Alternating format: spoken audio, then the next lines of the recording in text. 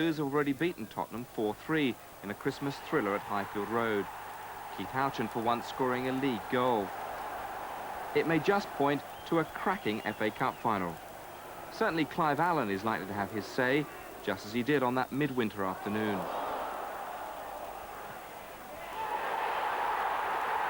"48 goals in an astonishing season.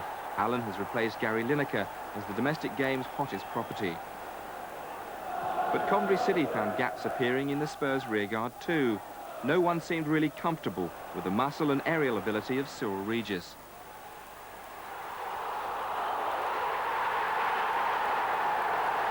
Without doubt, he's the man Tottenham most fear. Cyril Regis and Keith Houchin that day gave a lot of problems to the two central defenders of Spurs, and I think they'll be a little bit worried about the pace of Regis, who's having a tremendous season, as good as he's played since his days at West Brom. Keith Houchin has got an incredible cup scoring record. He's only scored 5 goals for Coventry City, and 4 of them are in the FA Cup. You have a vision of Keith Houchin scoring a goal at Wembley. It seems to be his destiny. But Spurs, I'm sure, will be very wary of Cyril Regis, who's played very well against them and has had a very, very good season. So they're going to be slightly worried, I would think. They'll start favourites, but be worried. Still Paul Allen. Oh, can run all the way. He's pursued by Orr and Martin. It's a hat-trick for Clive Allen. If Regis worries Spurs, how will Coventry cope with Clive Allen? Like most top strikers, he has an instinct for chances. The one man is Allen because he scores goals. If I could catch him, I'd kick him, but I could never have caught him, so I don't know. He's having one of these seasons where everything is going right for him. And I don't know how you'd combat a player like that. I really don't. But I'm sure Trevor Pete, if they've got anybody to do it, he'll do the business. They've got so many skillful players breaking through from midfield, it's going to be very difficult to match their runs with our defensive runs. But in the end, we like to look after ourselves as well and play to our strengths, and we're sure we can cause them a few problems up the other end as well. It'll also be Glenn Hoddle's farewell match for Spurs. Hoddle. He'll want to be remembered in style. Back to Paul Allen. Hoddle. Thinks about shooting. Oh! Glenn Hoddle!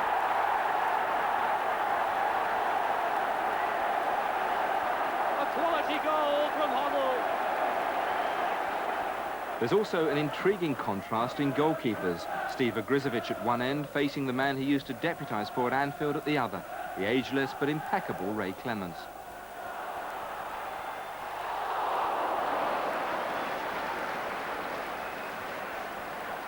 Clemence may be nearing the end of an illustrious career, but his experience could be vital tomorrow.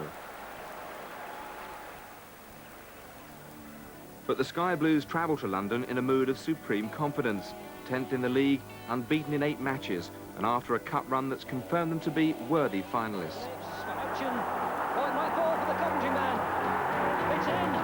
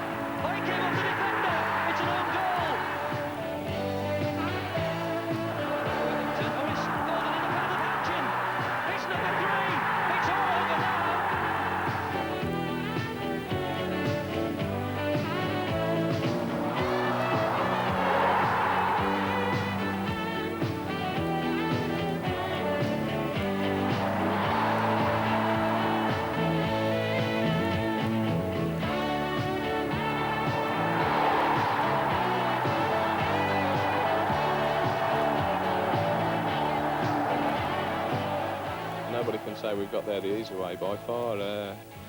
We've even played second division teams who were doing well at the time. I mean, when we went to Stoke to the Victoria ground, they'd gone through a tremendous run that had pushed them from nearly at the bottom of Division 2 to a promotion chasing place. And they were on the crest of a wave, and we had a very difficult tie there, and that's apart from the first division clubs that we've had to go to and beat as well. It's the athleticism of Cyril Regis that the Sky Blues will depend heavily on at Wembley. A new 3-year contract this week will only sharpen his resolve. The footwork of Dave Bennett could also be vital, just as it was in the semi-final. An FA Cup loser in 1981 with Manchester City, he'll want to remedy that tomorrow. A bunch of underrated footballers, perhaps, but the chemistry seems right. Being underdogs will hardly depress the new Sky Blues.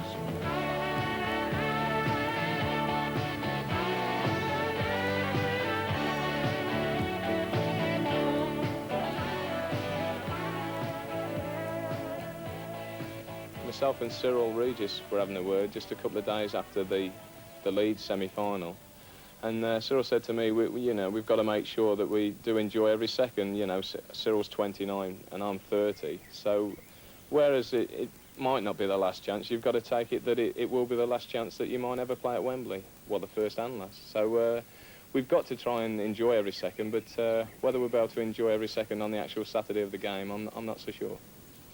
Seldom has a side preparing for a cup final appeared so laid back. At their Dorset hotel this week, even training was fun. The Coventry philosophy is one of relaxation. It seems to have worked all season. This contented group of players have made Coventry City at last a name to be feared. We are now a club to be reckoned with. We are a club that other managers say, hey, come on, this is a different Coventry City. If they're talking about us that way, we must be doing the business. The lads have trained hard, played hard all sort of season, and, you know, we've got one match left, which is the big match. And, you know, if they're not fit enough, no, they never will be. If inspiration were needed, Wednesday's FA Youth Cup win over Charlton provided it. Imagine then what a Wembley win tomorrow could do for the city. The people of Coventry are so grateful to us for actually getting them to go to Wembley. But obviously it would be the icing on the cake if we did come back with a cup as well. The day he's always dreamed of, and I'm sure I shall get very emotional, especially when they play the national anthem. It happened for me when they played it, and you know, I was in tears then, and I'm sure I will be again tomorrow. I would say don't let the day pass them by. Go out and enjoy it. Because when I played there, I let it pass me by. I can't remember a thing about it, really. And just go out and enjoy yourself and play the way that I've been playing all season. I'm sure most people in Coventry will just be delighted to go to Wembley, win or lose. But I think on the day, the players are professional enough to want to win. And I've still got a sneaky feeling that their name's on the cup. I think they are going to win. Naturally, I hope long that they shall win it. But, of course, they're not the favourites. Far from it. That sometimes is a good thing, not to be the favourites. Because you've got everything to win, and in a sense, not so much to lose. We're going out tomorrow to enjoy our day, and we're going to go there as a team. And it will be immense pride in what has been achieved by the city of Coventry and by Coventry City in this last year. And here we are at the Coventry Hotel with what I might call the backbone of that achievement. First of all, the goalkeeper, Steve Grizovic, I got it right. Congratulations first, and what are you going to call your daughter who was born this morning? Thank you. We've decided a nice simple name, Rachel Louise, so it's a bit of a mouthful really. Did your wife get a bit upset about the fact that you were sort of leaving home at the point where she was giving birth? Well, she was delighted actually that, you know, I managed to be there yesterday. Unfortunately, if she'd have given birth today or tomorrow, which looked possible at one time, then obviously she'd have been very disappointed. But thankfully, you know, she arrived yesterday, so good timing on her behalf, really. You're on top of the world in every way. What's made the difference to you at Coventry City, peaking and producing form that's setting people talking about you as an England player? Well, I mean, that's very flattering when people do that. Again, I think that if teams are successful, players' reputations are enhanced. I mean, you get more press publicity, more media attention, and, you know, people, I mean, probably a year ago, most people didn't know the majority of Coventry City players. Now they're beginning to know them as very good players.